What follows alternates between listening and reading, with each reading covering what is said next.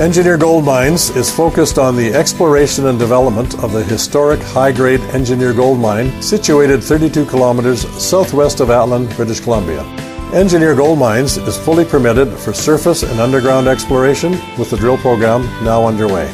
Engineer Gold Mines Limited trades on the TSX Venture Exchange, symbol EAU. For more information, please visit us at engineergoldmines.com. You're listening to HowStreet.com radio, available online at TalkDigitalNetwork.com. Welcome to HowStreet.com radio, the online source for market opinions. Here is Jim Goddard. My guest is home ownership consultant Ross Kay from the wealthyhomeowner.ca, Canada's authority on home ownership. Welcome back to the show, Ross. Hey, thanks for having me back on, Jim. Ross, yesterday it was announced the average Canadian home had reached $678,000 in price. Well, Joe in Sarnia asked us if house prices are rising $130,000 per year, as was reported yesterday, how are my kids ever going to be able to own a home? Well, Ross, have prices really, the average Canadian price hit $678,000, or has this been skewed by just a little market action out here in BC? Let me explain something to your listeners. In February 2019, the average home that was purchased in Canada was $468,000. And now the Canadian Real Estate Association wants you to believe that the average home is $210,000 more, almost 50% more expensive between February of 2019 and February of 2021 during a recession. They want you to believe, as do all the bank economists, because they believe it themselves. You know, Jim, these people actually believe this. This would be like me standing off in the horizon and my knees shaking, because if I think I took another step, I would fall off the globe. That is the perspective that I have in this. The Canadian housing market, folks, has been in a contraction period since October of 2020. You hear sales are increasing, right? That's all you've heard. Year-over-year sales increasing, record sales. Okay, folks, when they're announcing record sales, we're recording a contracting market. Now, it's contracting along the same lines that it always contracts. The only question we have right now is next month, by the time March gets fully released, will we have seen a reversal of that contraction and the market starts to expand again? You don't understand these things unless you have access to ways of measuring the housing market that are not created for realtors to earn commissions. We have a metric that's called the trading rate, okay? So the trading rate right now in Canada is the same right now as it was in October of 2019.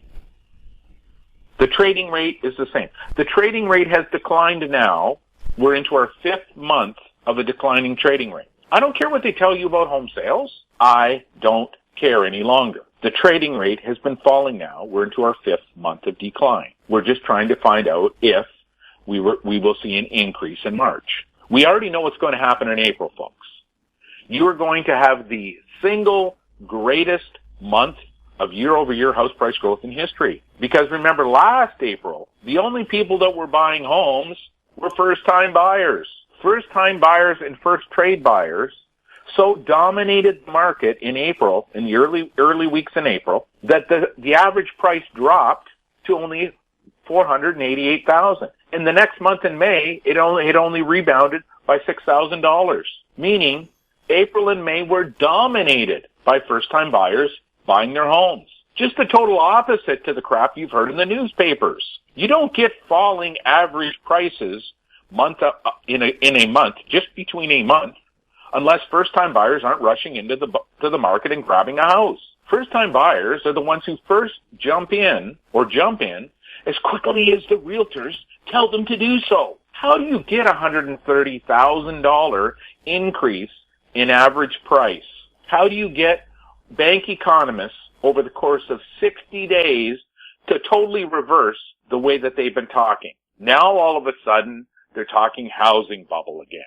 Silence for a year, but now in the last 60 days, housing bubbles start to talk again. Fears of rising inflation start to talk again. Fear of outrageous house price gain are talked again. Well, this is how it works, folks. Hey, Jim, are you there? Oh, of course I'm here. Where would I go? Well, you let me talk so much. Let me ask you a question, okay? Now, I'm a home buyer in Vancouver. I'm a townhouse owner or a smaller detached owner in Vancouver, and I've just sold my $1.2 million townhome or my $1.2 million detached, and I'm ready to step up into a $1.7 million home, okay? I'm looking at Vancouver, and when I'm starting to look around, I'm noticing, hey, I really don't see much what I want to buy at $1.7 million here in Vancouver. If I go into Surrey, yeah, as I got closer, or, even the outskirts of Vancouver, the outer part of Vancouver, I start to see some 1.7. When I look down at Richmond, I say, wow, look what I could buy down in Richmond for $1.7 million. Maybe I should quit thinking about staying within Vancouver, and maybe I should move to Richmond. Hey, Jim, is there any difference in British Columbia between the actual city of Vancouver, Richmond, New Westminster, and White Rock, South Surrey, just for the sake of the argument, Jim? Is there any difference in weather in those three locations? Yes, there is. White Rock, South Surrey has the climate of Southern California, about 23 inches of rain, lots of sunshine all year. The further north you go in the lower mainland, the closer you get to the mountains and the more rain you get. And North Vancouver is one of the rainiest spots on earth. So yeah, there's a big difference in the weather, depending where you live in the Vancouver area. So you're telling me if I like that South Cal lifestyle, that California lifestyle, if I like that weather, I'm tired of the rain, and I got $1.7 million to blow, that I might be smart enough. I'm not as stupid as the Canadian press makes me out to be. I'm not as spendthrift as Evan Siddell at CMHC has made me out to be for the last 4 years. I'm not the total idiot that the world has tried to make me into. I'm actually a very intelligent home buyer, like most Canadian home buyers are, like most Canadians are. And I realize that I could have a California lifestyle in Canada, in British Columbia, with my great health care and all the other wonderful things this country provides. And I can get that weather by simply choosing to move outside of Vancouver. Now, first of all, I'm going to look at Richmond. What's the weather like in Richmond, Jim, versus Vancouver? Richmond is cooler because it's Lulu Island where the airport is. So it's surrounded by ocean, which means it stays warmer in the winter and cooler in the summer compared to Vancouver itself. Oh, so that's one of those climates that really isn't affected by temperature as much as Vancouver is. No, it's not. It's even more moderate. Moderate climate. Moderate. Man, if I'm a moderate Canadian who's really rational and I have $1.7 million to spend, instead of wasting that money in Vancouver, and I looked at Richmond or I looked at White Rock, South Surrey, and I see what's happening in the marketplace, I see the interest rates declining a staggering 12% year over year. Why wouldn't I go to those two cities? Remember, I'm not as stupid as everybody makes me out to be. I'm not as foolish as all these bank economists, these realtors, these governments make me out to be. I'm a rational Canadian family, and I say I'm going to move to Richmond. Look at the houses that are there for sale. Wow! Look what I can buy for my $1.7 million. Oh, I'm going to look. Wait a second. I might like that warmer climate down in South Surrey and White Rock. Let me look what's down there for sale. Are you kidding me? This blows my mind what I can buy for $1.7 million. Why would I spend $1.7 million in Vancouver buying a lesser home when I now, at this great opportunity, can move to other areas close to Vancouver so I can still scoot in when I need to, but with a far better home and a far better climate? You want to know something, Jim? How do you get a $130,000 increase in a single month in this country? Well, how did we? I don't know, but how did we? Well, let's say that really smart home buyers in Vancouver have rejected Vancouver as their number one choice at $1.7 million, and have chosen now to move to Richmond and White Rock, South Surrey. Now, if that actually happened, that's going to be recorded in the data somewhere. The Real Estate Association. It's there for everybody to see.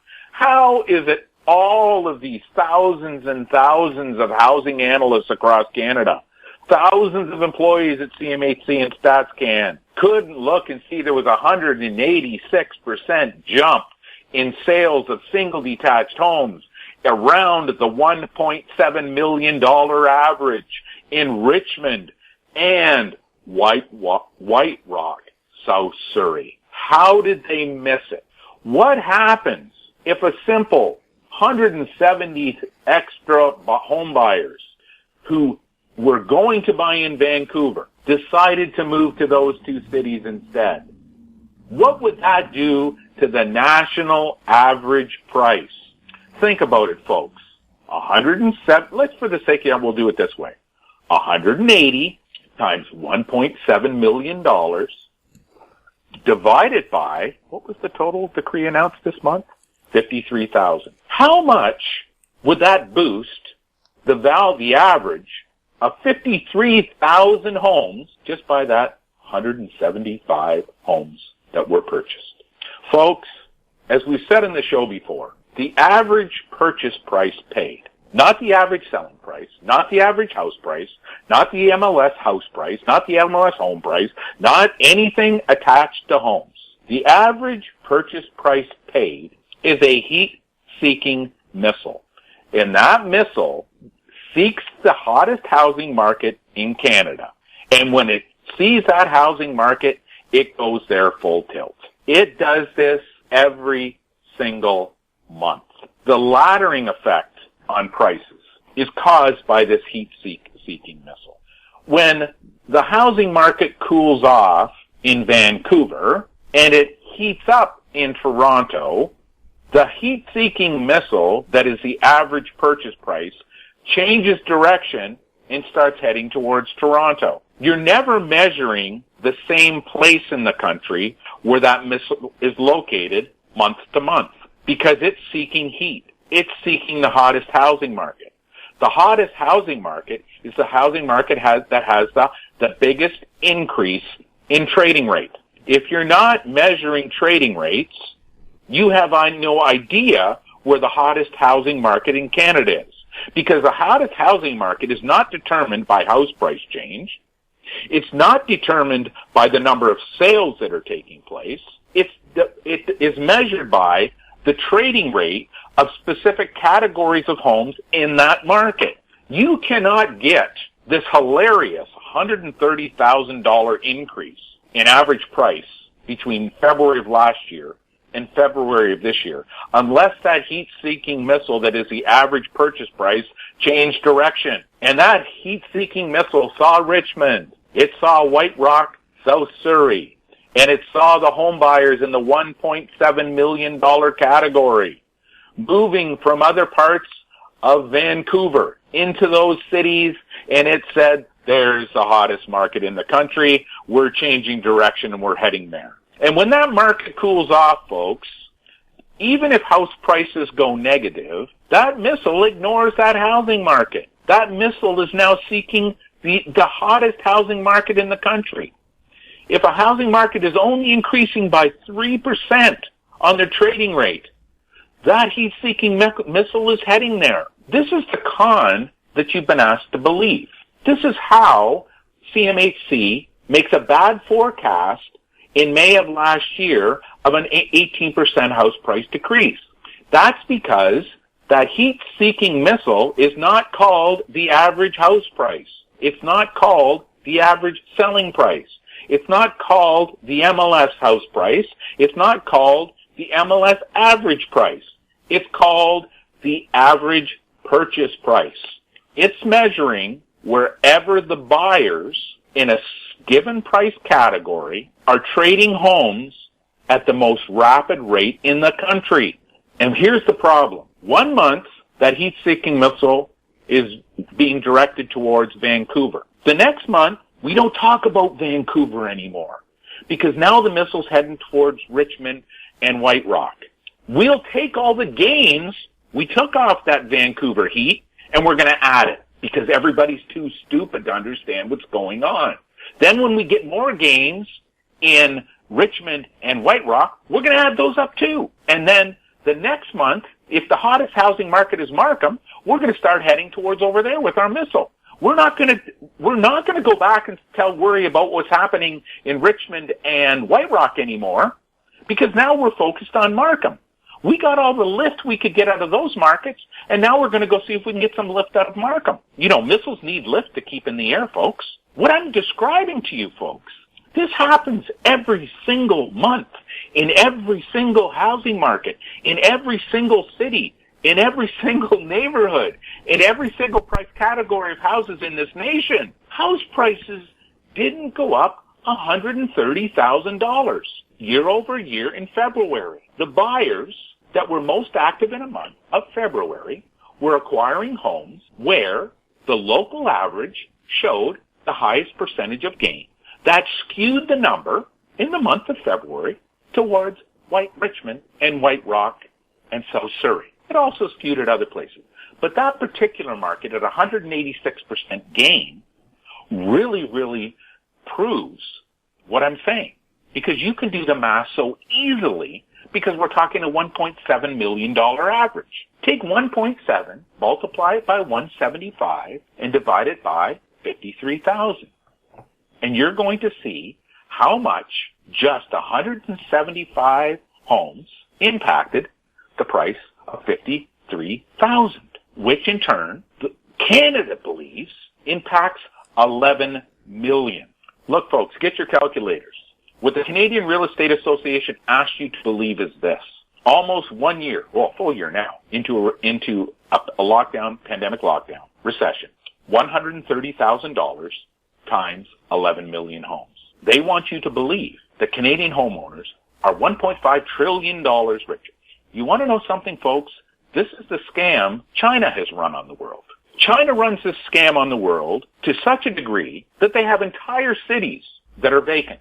Entire cities where they claim the wealth of their nation has gone up by trillions of dollars.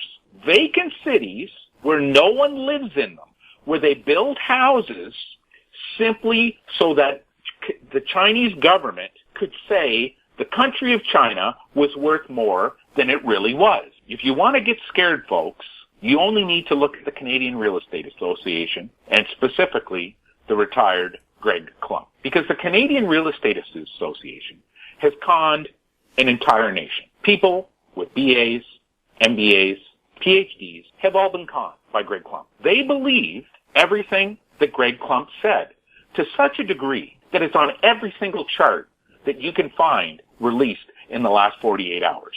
You can see narratives that we sit back and laugh at as we're reading them because they're so absurd that intelligent people would believe this. If you can't get a calculator out and type in 175 times 1.7 million divided by 53,000 and see in your face how much of this month's increase over last year was caused simply because the trading rate in Richmond and White Rock, South Surrey for homes in the $1.7 million category went through the roof. I can't help you, so don't look to me for help. So you're saying housing sales, White Rock's about 13,000 people. I would guesstimate Richmond at about 150,000. They influence the whole price range for all of Canada? Every single chart that exists on house prices today is the average price reported by MLS and your local real estate board, your provincial real estate board, or Korea.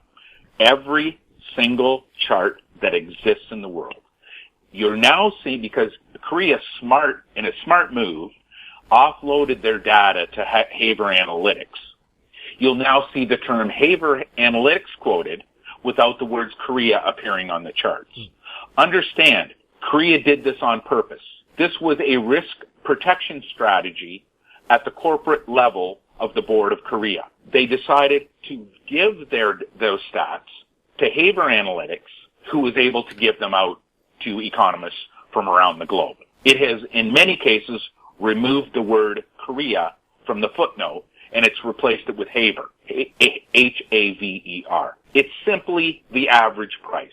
How do you know this? Go to the Teranet National Bank and calculate the amount of change from 2005 till today. Go to the Teranet MLS benchmark, calculate the change from 2005 till today, and go check the average Canadian selling price from 2005 and today, and you're going to find they're within 5% of each other, even though they all claim to be measuring different things, as we said repeatedly on this show. What I also said on this show was this. Calgary shows you how a housing market functions right now. This year, the last year and this year, Calgary was where you're going to be able to see it live. And now you just saw how Richmond, South Surrey, and White Rock at $1.7 million category of homes, which jumped in sales by 186%, just skewed the national average selling price. That's not the only skewing that happened this month. I can account for every dollar of the $130,000 increase without house prices changing a penny, Jim. There's a reason why no one can claim our $31,000 or our $10,000 31-day house prices don't change proof, because it doesn't exist. Single greatest con in history. Look, I understand, but Ross, we go out to next month and we're going to see house prices are up 3% in our local market. True. What your local real estate agents do is this. They create illusion one month. Oh, house prices are up 3%. And then when they're knocking on the door to list the house next month, that owner wants a 3% increase because you just told them their house has gone up 3%. So they list their house for 3 to 4% more. And then you're looking on MLS and you're saying, oh my gosh, it's true. House prices have gone up. Well, if that was true, folks, if that was true, why were all of the 80% of the houses that are on Realtor.ca, that were on Realtor.ca last month, they're still on Realtor.ca. Why haven't they raised the listing price in those houses? If prices really went up, why are those houses still asking the exact same price or less than what they were last month? What is the scam that they pulled off here? The scam is really why you have a housing bubble in the first place. Also, just for accuracy here, the population numbers I cited for White Rock and for Richmond were quite a bit off. The latest stats from the federal government, Richmond has about 224,000 people and White Rock just under 20,000. Yeah, see, we don't use pops, okay? We don't use populations, Jim. We use household counts. Okay, but I said that their populations were a certain size, and I just wanted to clear them up. Yeah. So Richmond is one of BC's largest cities. What did you say it was for those places? Richmond has about 225,000 people, and White Rock just under 20,000 people. Okay, so I've got 245,000 people, correct? Yes. And there's 38 million in Canada? Yeah. Divided by 3,800 equals times 100. It says 0.025% of the population. It has 0.64% of the Canadian population, but the trading rate was at 0.9%. There you go. You have a 30% lift in price simply because the trading, and I'm only using population, I'm not using household counts here. Household counts make up, the difference is even bigger. Because household counts change, obviously, across Canada, because the number of people the average number of people in a house changes depending upon the city you're looking at. But in this case, I just proved to you, representing 0.9% of sales, trading volume in the month in Canada, but it only has 0.6% of the population. You can't, like I said, you can't make this stuff up. We'll have more with Ross K right after this. Media recognition from Bloomberg, Reuters, recycling trade publications. Patented process for 100% recovery of critical metals, including cobalt, lithium, nickel, manganese, aluminum. American Manganese is focused on recycling lithium-ion batteries for electric vehicles. American Manganese trades on the TSX Venture, AMY, the US, AMYZF, and Frankfurt 2AM. For more information, visit AmericanManganeseInc.com or phone me, Larry Ray, at 778-574-4444.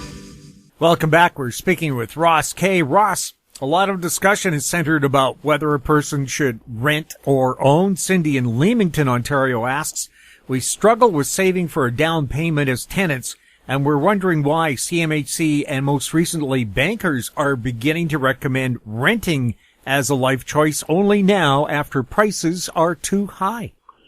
Cindy, here's what I would tell you in terms of studying home ownership for the last 40 years. Home ownership is the most reliable and stable way to build wealth that a Canadian has available to them. And it only makes common sense that that would be the case.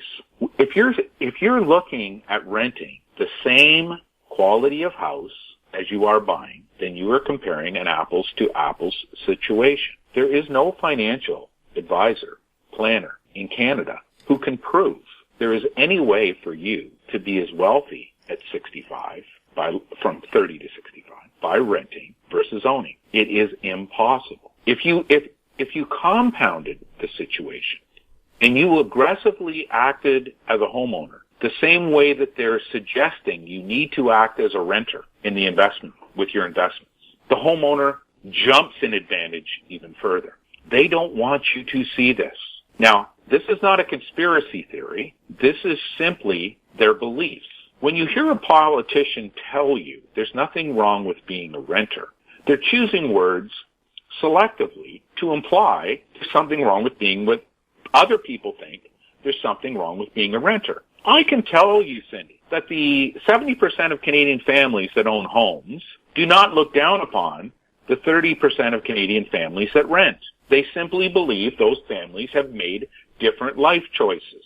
I have never once, with the thousands and tens of thousands of families that I've been in contact with, you think about it, you hold an open house, you're going to have 10, 20 families come through. You do that every weekend, two times a weekend for 50 weeks. Think of the number of families you come in contact with. That's with 1 year. I did that for decades. I never once heard anybody criticize renters. Most of the people that I entertained as first-time buyers, if not all, were renters at the time that I met them. Now, they may have moved back in with their parents to save some extra money. They may have moved in together, getting rid of one rental and squeezing into a tighter rental situation while they build up their down payment. But they were all renters. They were never looked down on. So anyone who used this narrative that the Canadian public believes there's something wrong with someone who rents is trying to foster another false narrative. Because I can tell you, I've never met people like that.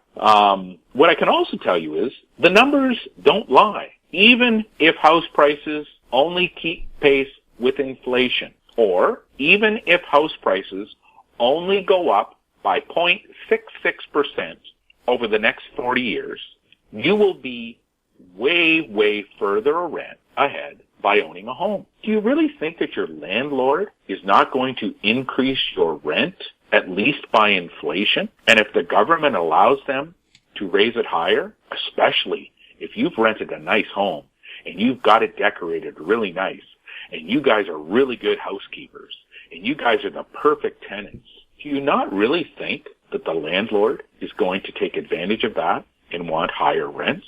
You are constantly going to be paying higher and higher rents with each year. With a home, you don't. You, first of all, can lock in for a 5-year guaranteed, no change in housing cost mortgage. You can take a 10-year locked in, no change in cost housing mortgage. Or you can be a tenant for those 5 and 10 years and see a constantly increasing monthly charge happen with each following year. They never discuss this. Look, there's a well-known chart on YouTube with Preet Banerjee, a nice young guy, and I think it's Rob Carrick from the Globe and Mail. I think that's who did it. It's had like 5 million views. We still use it here every single day. Well, not every day, but we used to use it every day. We use it here regularly to explain the flaws in the way that it's presented, the falsehoods that are included. Look, I believe the guy believes what he had to say. He just didn't have the proof to back it up, because we have the proof to debunk it fully. 5 million families have watched that video and that YouTube video and probably believed it. There is nothing wrong with choosing to be a tenant as long as that's your choice. But I have to be honest with you. There is no way that you can structure your life to live in the same quality of home and be further ahead by renting, equally ahead by renting, or even not way, way, way far behind on the wealth perspective as a result of renting. The homeowner is going to win out. Then you have to understand the life choices that you're making as a tenant. You are not sure that you're going to be able to have the home that you're in the following year because you can be kicked out. With a home, as long as you pay your mortgage and your taxes, no one's kicking you out of that house. You can set down roots that go so deep in the ground, you can be an oak tree. You're not going to be some swamp cedar that gets pulled out in the first flash storm like you are as a tenant. There is nothing wrong with a life choice of renting. The only thing that's really wrong is that you're not doing it from a numbers-based perspective. Because if you don't, that means you're relying on the government to support you later in life. Something that Canadians have never endorsed. Canadians are as a nation, we like to take care of ourselves. We like to take care of our families. We like to have a surety. That's just who we are. It's probably a result of our cold climate. I don't know, but all I can say is the thousands of families that I've worked with, they've all been very similar in that way. And no matter where they come from around the globe, they get here, and after 1 or 2 years, they start thinking the same way that everybody who's lived there their entire life. They realize the value in home. You know, the newest Canadians, this is the irony in all this. The Canadian government's talking about bringing 400 million new immigrants into Canada. Well, let's assume that you've got a 2.5% or 2.3 people per household count. Okay, Canada, are you going to build, add, not just build? If you're currently building 200,000 new homes, are you going to add the additional homes, those new immigrant numbers total? No, the government's not going to do that. Nobody's talking about that. It's just the opposite. They're criticizing Canada's reliance on the housing market for a GDP component, instead of realizing that with immigration, you naturally raise the housing component as GDP. So it's artificially being inflated. And when that immigration levels drop off or the household formation rate drops off, you're going to see a decline in GDP from the household construction sector. There's nothing better. Like we say, everybody is critical. It's the most, we're hearing now, it's the most wasteful way of having GDP. And I'm sorry, I'm going to use a word. We call bullshit on that comment. Do you realize what a roofer is paid? Does the government understand that shingles for Canadian homes, single detached homes, are actually manufactured in Canada, having great Canadian jobs, using resources that are drawn from Canada? I mean, it's called tar paper for a reason, folks. We know where Canada gets its tar from. It's called asphalt for a reason. We know where the asphalt comes from. Do you know what it's like what a roofer gets paid to install a roof? You put up 1,000 new roofs. Do you know how many jobs that creates over the next 25 years? We do. The most effective dollar that is spent is a dollar that stays in Canada, a dollar that employs another Canadian.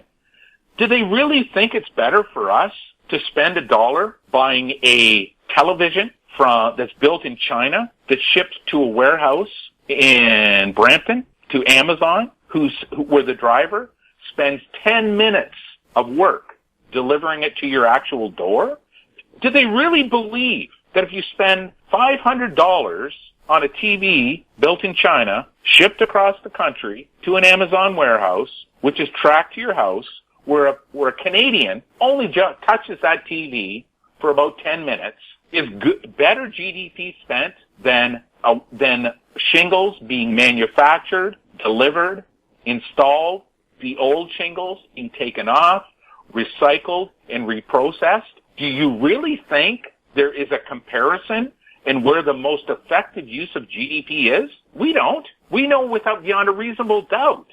The data dominates this discussion that a high level of GDP should go towards housing if your household formation rate is growing. If we want to bring in 1.2 million new Canadians over the next 3 years, as the Liberal government has said, then we say, okay, where are the 450,000 new backyards going to be built in this country? We have no problem welcoming new people into Canada. We have no problem with making Canada a bigger country. If we want to accept that our carbon footprint as a nation is going to grow because we're going to put 1.2 million more people into this country, but we're going to move them from another country where their carbon footprint was really larger, thus reducing the overall global footprint, hey, no problem. But don't tell us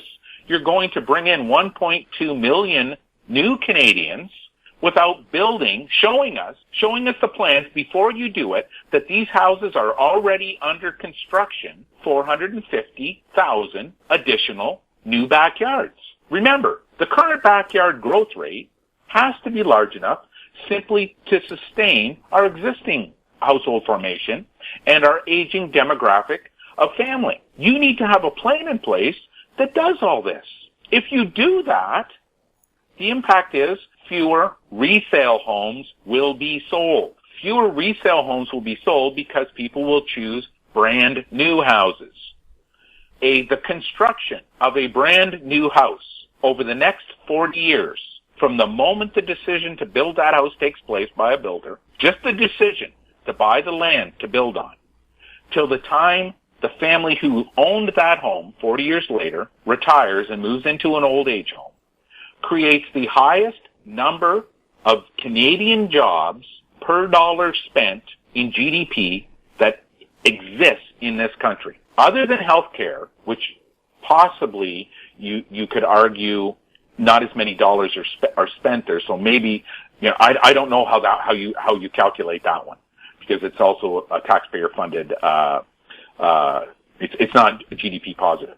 The home ownership dollar, the dollar spent on home ownership in the GDP component, excluding real estate commissions, although I guess real estate commissions go to Canadians, goes to tax dollars, and then it goes to them making decisions to spend in Canada. Hopefully they're not buying TVs from China, shipped to Amazon, or cars built in Germany, Mercedes shipped to Canada. Who never said, maybe they buy the Honda that's built in Ontario. That dollar of GDP is the most efficient dollar in creating jobs in this country. We'll have more with Ross Kay right after this. Avon Resources Limited is a gold exploration company with significant projects in British Columbia and the Yukon, trading on the TSX Venture Exchange, symbol ABN, and the OTCQB, symbol ABNAF. Surrounded by world-class gold deposits and mines, Avon's 23,000 hectares Forest Kerr Gold Project is located in the heart of the Golden Triangle in northwestern BC. For more information, visit us at avonresources.com.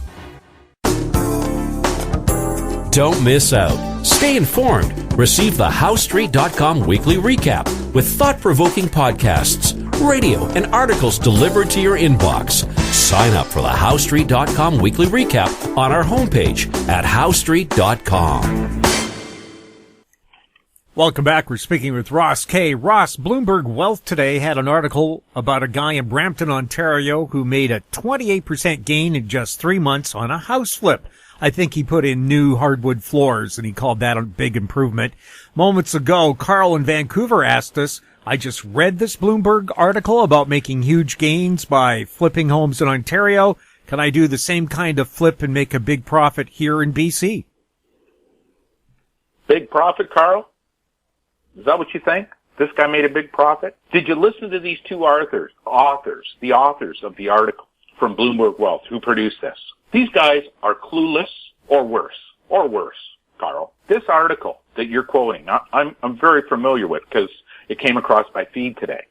I quickly looked at it and I went through the article and I'm saying debunk. Every single paragraph is filled with falsehoods, things that our data disproves 100%. Okay? But I'm not going to go into the whole story. Let's just talk about this stupid claim that they're making. Supposedly, there's this magical buyer called Aaron Moore who bought an unremarkable 3-bedroom house in Brampton. After throwing on a fresh coat of paint and laying down hardwood floors, he put it right back onto the market, and he sold it for $810,000, a 28% profit. In other words, he paid $632,000 for this house, and he sold it for $810,000. They called this a stunning 28% profit in just a couple of months. Well, let me explain to you the level of incompetence that produced this article. It's a level of incompetence that is rooted in ignorance, the same ignorance that exists on most articles that we read in mainstream media about housing. So here's how it goes. He paid $632,000 for the house. We know that he had to spend $2,000 minimum on lawyer's fees, home inspection. Yeah, maybe he was stupid enough not to. Maybe he thought he was so smart he didn't need a home inspection.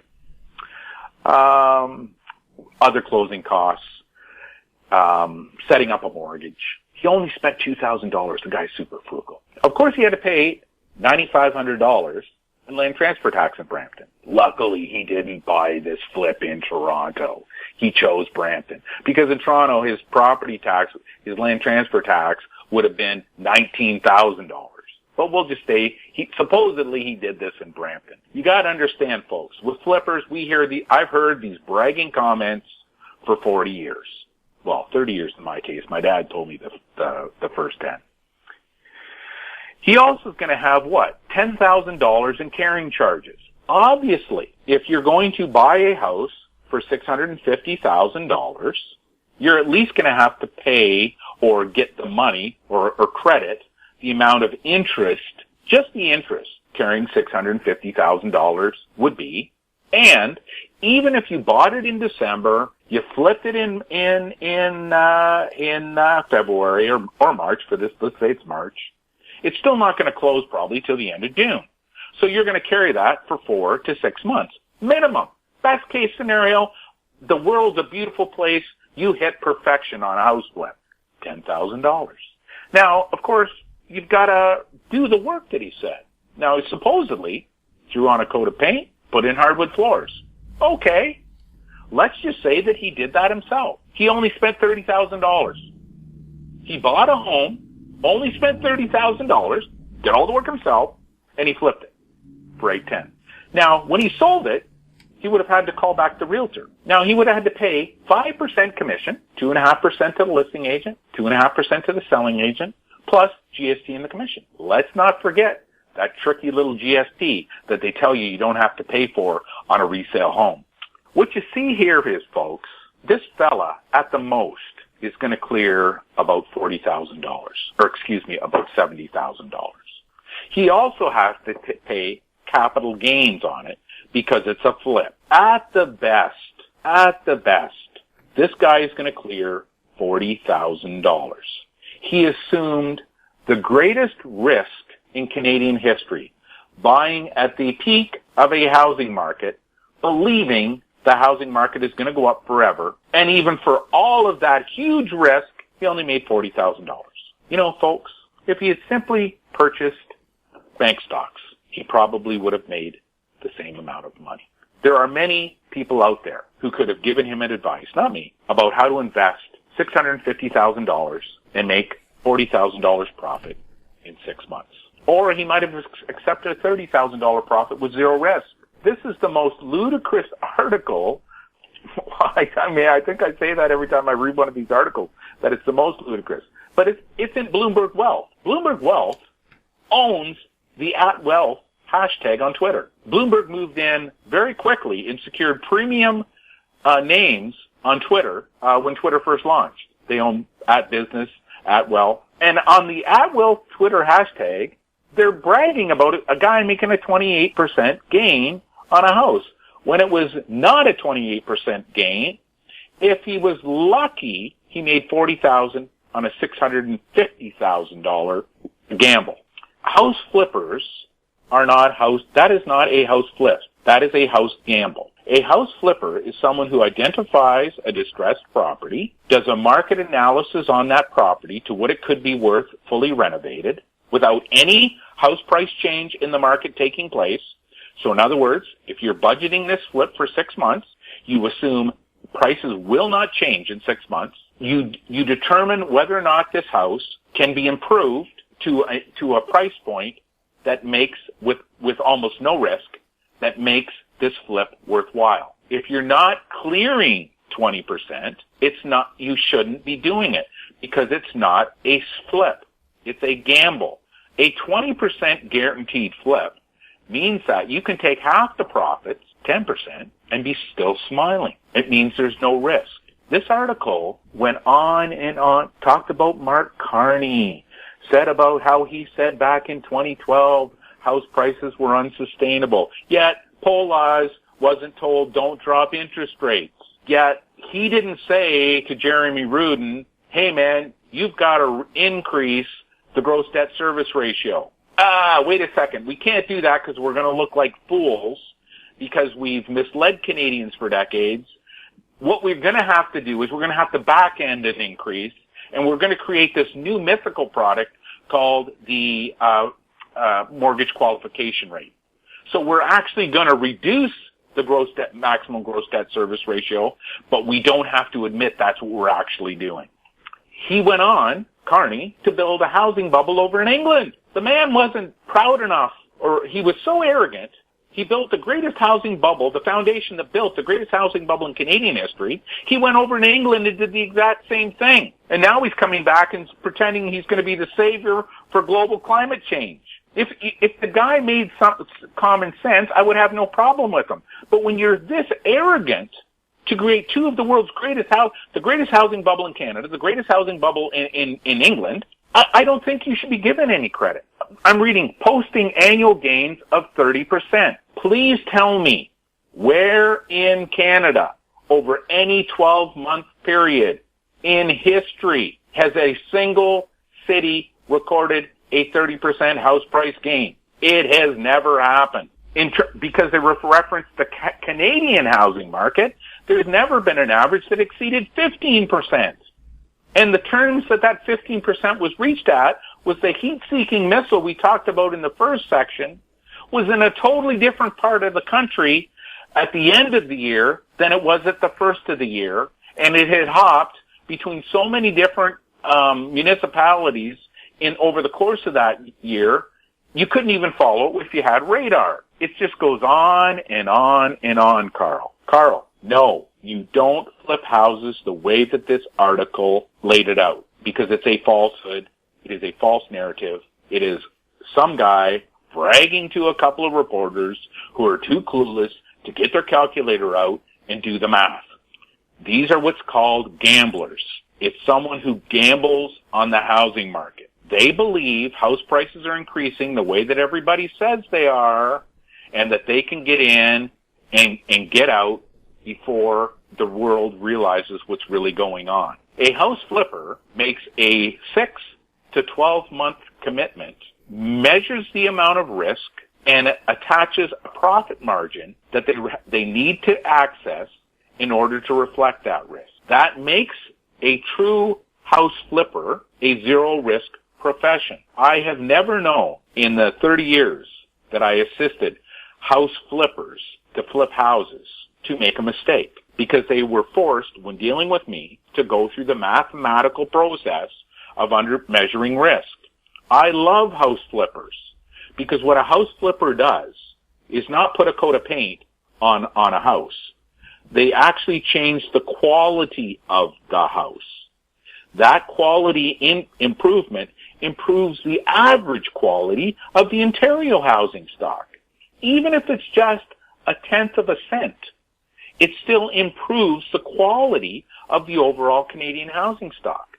Flippers do a great service to Canadians by improving the quality of the housing stock, and the profits that they are taking are not that large. This guy was gambling, and he thought he would roll snake eyes, but those snake eyes meant that he was going to make cash.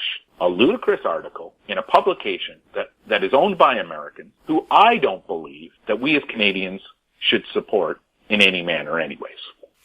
Ross, before we sign off, we have a little brief message here. For all the HowStreet.com listeners, we have a special treat. Friday, March 19th, I'll be hosting a webinar with Rick Ackerman, editor of the newsletter Rick's Picks. And Rick has a particular point of view that a lot of people don't think is going to happen. So many economists are predicting that we're going to be facing hyperinflation. Rick, you have a different point of view. Why do you think deflation is going to be the big problem we face in the future? Well, first, thanks for helping me to put this together, Jim. I do think that the end game will feature deflation.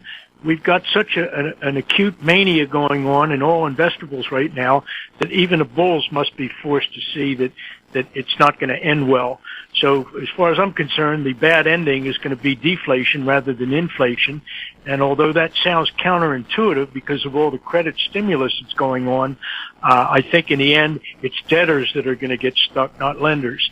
And that implies in deflation, it implies a strong dollar, a crushing burden of real debt.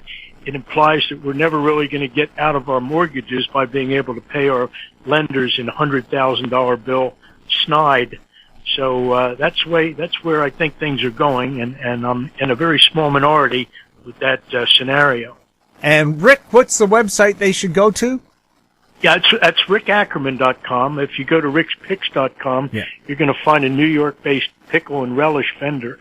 So rickackerman.com is where you want to go. You can sign up for 2 free weeks of everything I offer, including a couple of great trading rooms for just $1.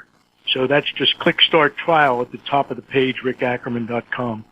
So join us Friday, March 19th for a webinar with Rick Ackerman about deflation. It starts at 10 o'clock Pacific, 1 o'clock Eastern Time. Thanks, Rick. And now back to Ross K. Ross, thank you very much for being on the show. Hey, thanks for having me on, Jim. My guest has been home ownership consultant Ross K. from thewealthyhomeowner.ca. If you have any questions for Ross, and he loves to answer them, you can send them to info@howstreet.com. Find us on Twitter @HowStreet. Our YouTube channel is Talk Digital Network. We're also on Facebook. I'm Jim Goddard. Thank you for listening. Comments made on HowStreet.com radio are an expression of opinion only and should not be construed in any matter whatsoever as recommendations to buy or sell any financial instrument at any time. Available online at TalkDigitalNetwork.com. HowStreet.com radio is a production of HowStreet Media Incorporated.